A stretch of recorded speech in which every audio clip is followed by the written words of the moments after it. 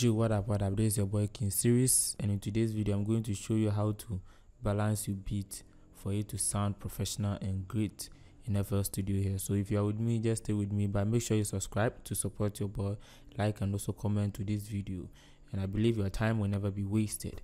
So let's just listen to some part of the beat, and then after that I'll just go ahead and show you how I did mix and balance this beat professionally.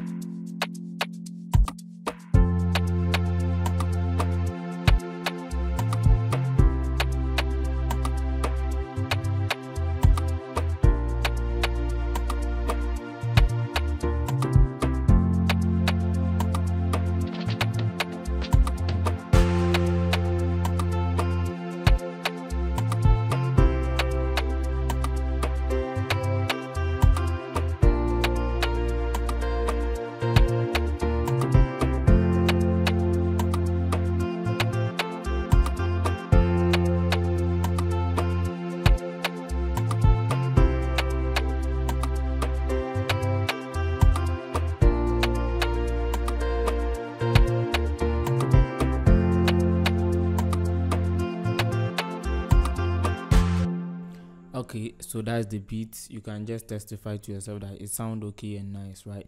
So the first thing that I'm actually going to tell you is you're supposed to make sure that your low ends are actually balanced well. I mean, they are in a good position, so that if your low ends, I mean your kick and your bass, are actually in good positioning, then trust me, your beat is actually going to sound well when you try to add the rest of the instrument to it. So what do I mean by that? Let's go to the mixer track and let me just show you.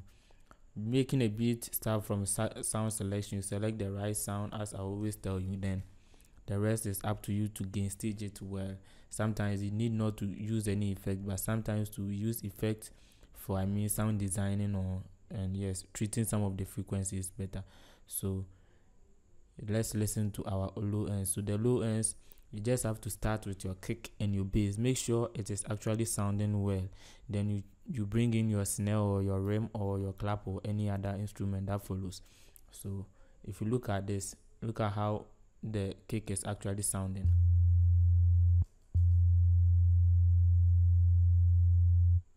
Let me move to where the kick is, sorry. So this place.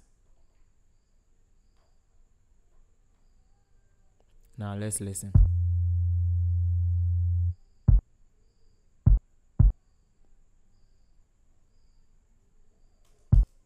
So you can hear how the kick sound.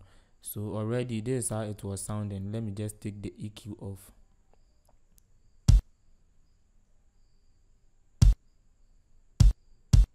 So the sound isn't really nice for this sound, for this song, right?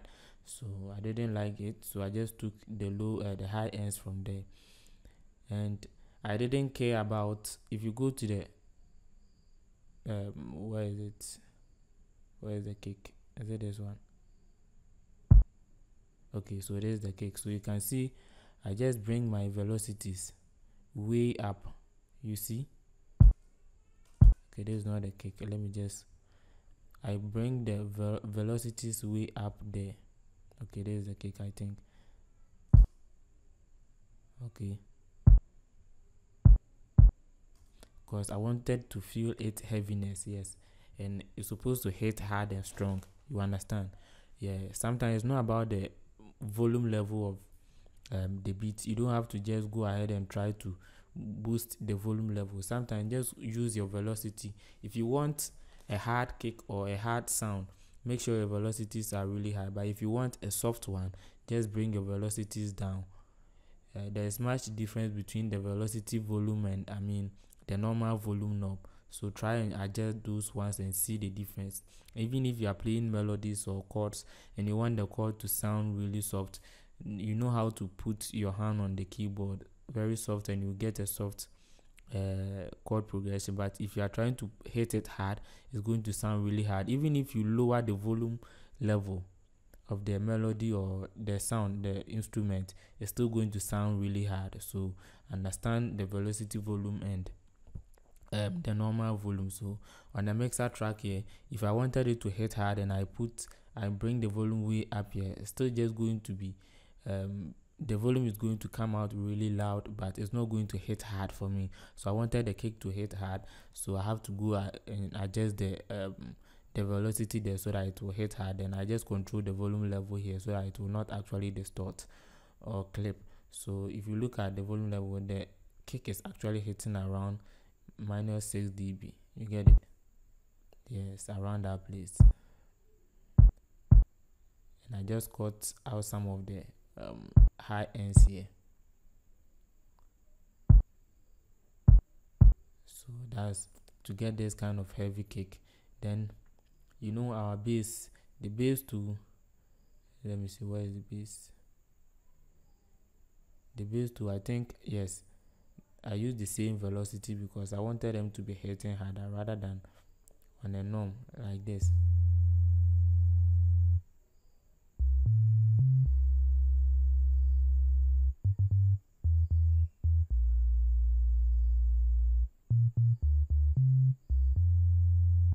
So with this, it's actually hitting harder, right?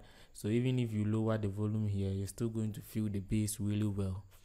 Yeah, so you have to make sure you get the difference between your velocity and also your volume knob over here. Your velocity will, if you bring the velocity way up, it's going to really hit harder. But if you bring it down, it's going to be soft. Even if you raise the volume, it's still going to sound soft. So understand those two things there.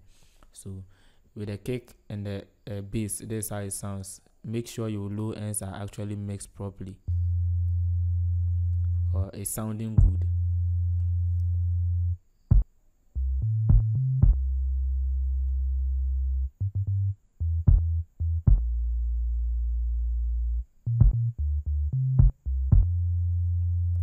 So whenever I'm mixing, I make sure that I just spend so much time to make sure my low ends are actually being treated properly.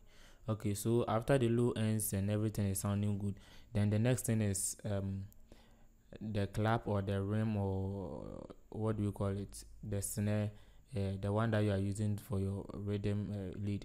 So I use this guy here.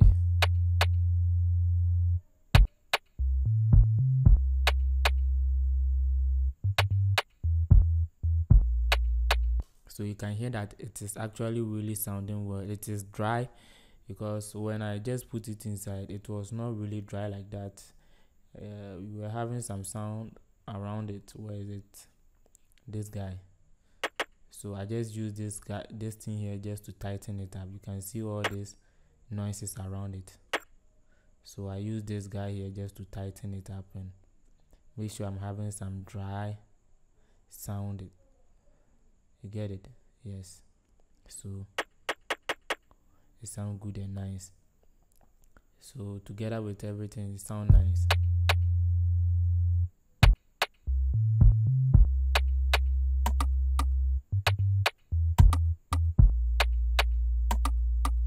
Now the sound are okay. The next thing that I'm actually doing is I'm just trying to balance it. You understand?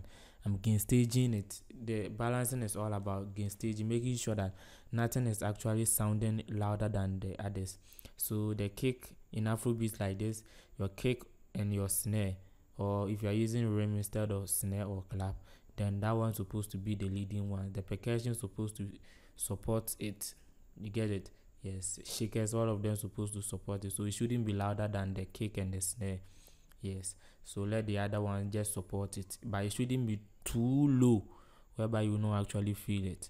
Be feeling them around it so you can actually hear.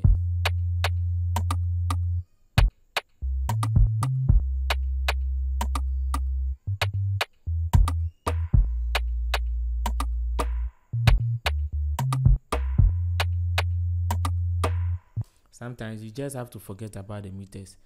You understand? Some sound might hit really, if you check the meter, it's going to be way up there, let's say around -6 or -3, but you can actually hear that it's not really sounding loud. You understand? So because of that, you are just going to leave it like that. No. Meanwhile, you just want to feel it. It's support the beat for it to be full.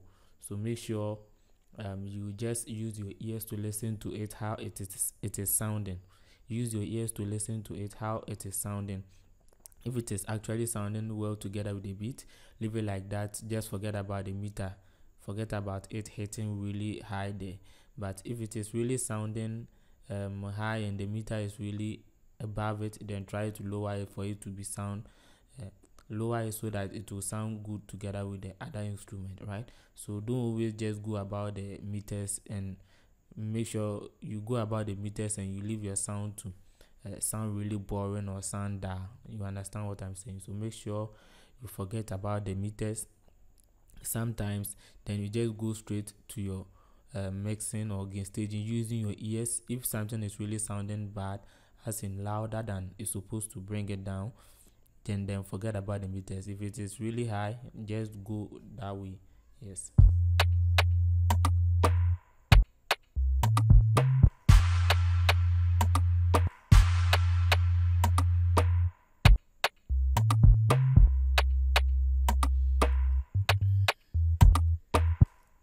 So even with this one, nothing is actually disturbing your ears. If you are listening to it, you can just testify to it that nothing is disturbing your ears. You are hearing everything nice and sweet. So let me add the shakers to it and let's listen.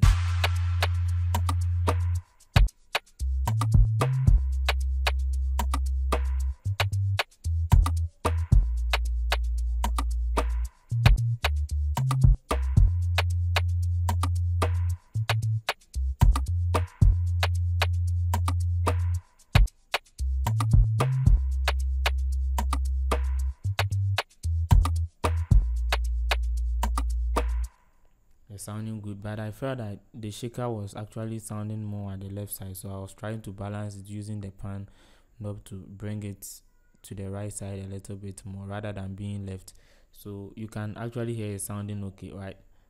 Then let's go ahead and add our melodies and chord progression and everything.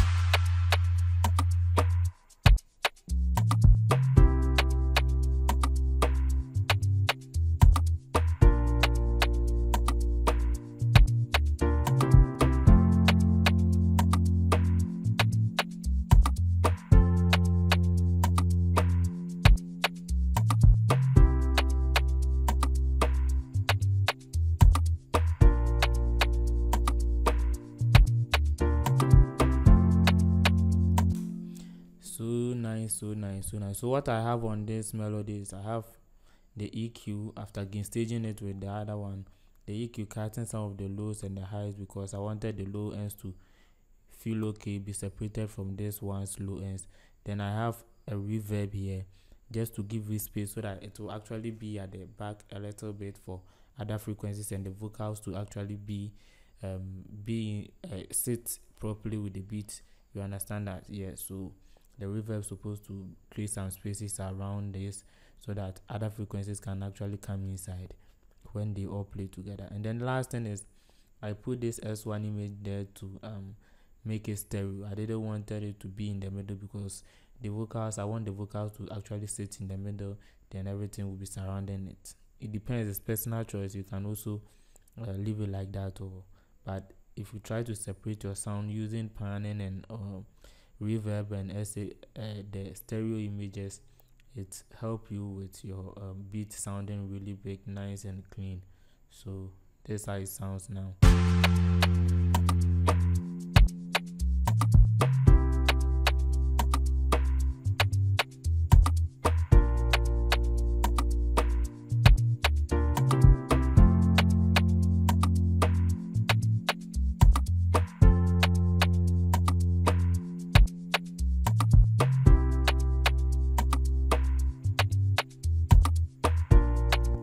Okay, let's add the next thing, which is this guy here, the strings. So the strings to this is what I have. Let's listen, then I'll just show you what I have on it.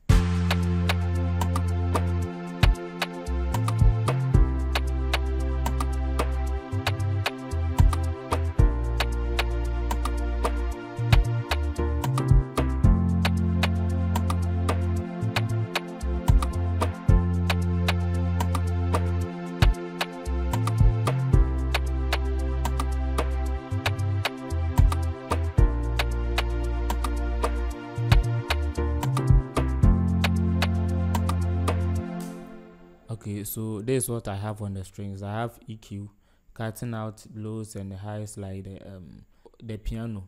Yeah, so the lows and the highs of the sound. Then I have this cymatics Bluetooth over here. It's a nice plugin. Since I came across it, I like the way it is. So I'm just putting a reverb on it. So dark hall and this is personal choice. I just wanted to design the strings a little bit, so let me just bypass it. Then you see how it sounds without this one. Then I will put it on it. Then you see.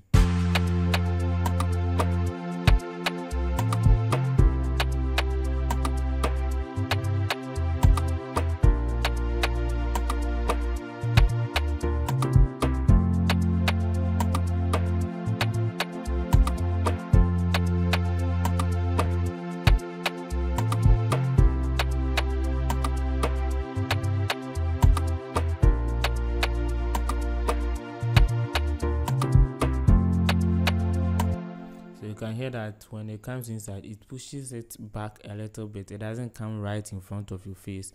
Those sounds doesn't actually make your beat sound balanced, and so make sure you are pushing some of them back and some of them trying to be at the left, right, and yes, try to do all those ones. You get it? So this sound is actually pushing it back. This dark hole from cymatic Bluetooth is actually pushing it back for the other sound to also come inside and feel. So you can hear everything clear and everything is not disturbing you. You get it?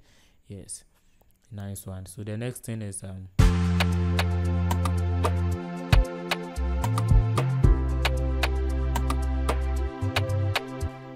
this sound, what I did is I just put EQ to cut the lows and the highs, put cymatic Bluetooth.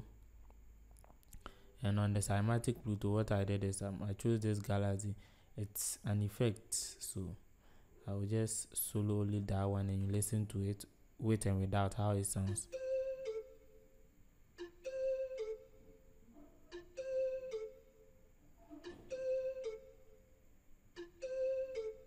So without the cymatic Bluetooth, without this plugin, this is how it sounds originally.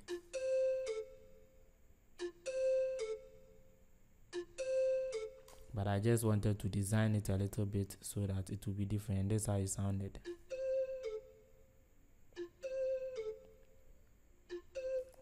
So I just chose this effect from FX. Then I boosted the wow or flatter amount to 60. So I selected this one. So it sounds good and it make the sound okay and nice. So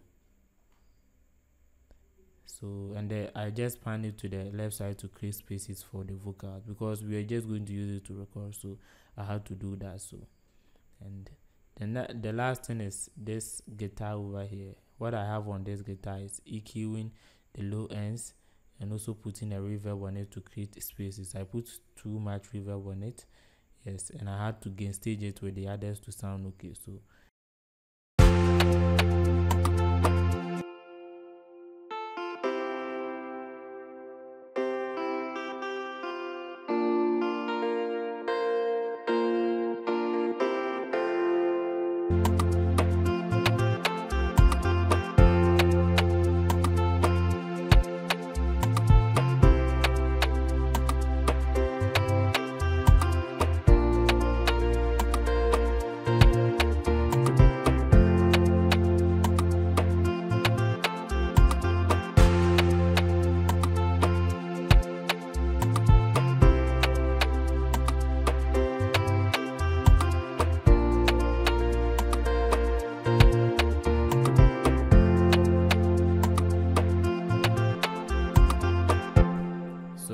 that's it.